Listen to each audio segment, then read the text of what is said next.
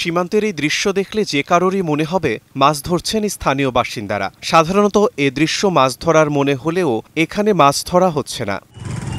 পাহাড়ি ঢলের পানিতে ভেসে আসা কয়লা কুড়াতে ব্যস্ত স্থানীয় বাসিন্দারা। প্রতিদিন ভোরে কোদাল, জাল, বেলচা, বস্তা, রশি, বাঁশের খুঁটি, ছাঁকনি নিয়ে আসেন কয়লা কুড়াতে। 10 থেকে 12 ঘন্টা টানা ঢলের হিমশীতল পানিতে ভিজে এ কাজ করেন তারা।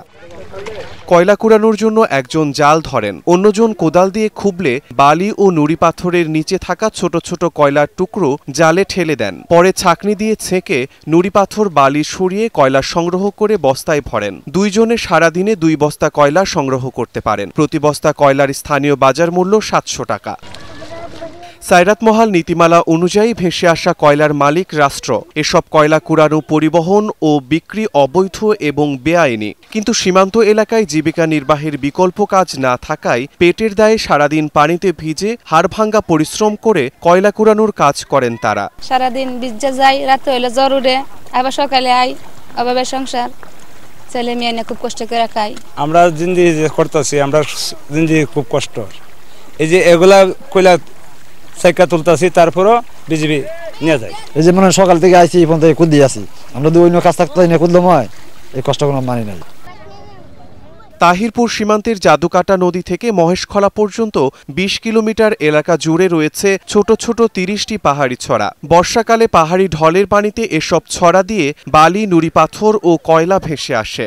এই জায়গার মাঝে যদি অন্য কাজ থাকতো তাহলে মানুষের করতো। এই যে বর্তমান নদী দিয়ে ইন্ডিয়াতে কয়লা বাইসা, এই কয়লা যদি সুন্দর মতন তুলতে পারতো, মানুষের তুলে সারে যদি বিক্রি করতে পারতো, তাইলে পাহাড়ে মানুষ যাইতো না।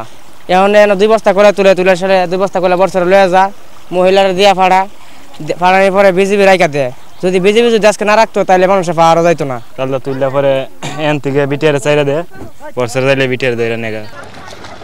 সরকারের সয়রাতমহাল নীতিমালার মধ্যে ভাসানমহাল নীতিমালার আওতায় ইজারা দিলে তারা বৈধভাবে কয়লা কুড়ানোর কাজ করতে পারবে।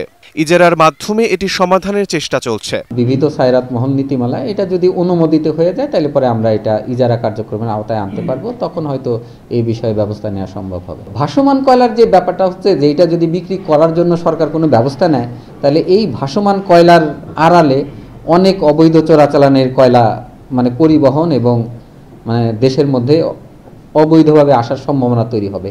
এই কারণে আমরা এই বিষয়ে এখনো কোনো ধরনের পদক্ষেপ নেই না, যেহেতু এর কোনো ইকোনমিক ইনসেন্টিভ নাই, লোকজন খুব কম দাম পায়।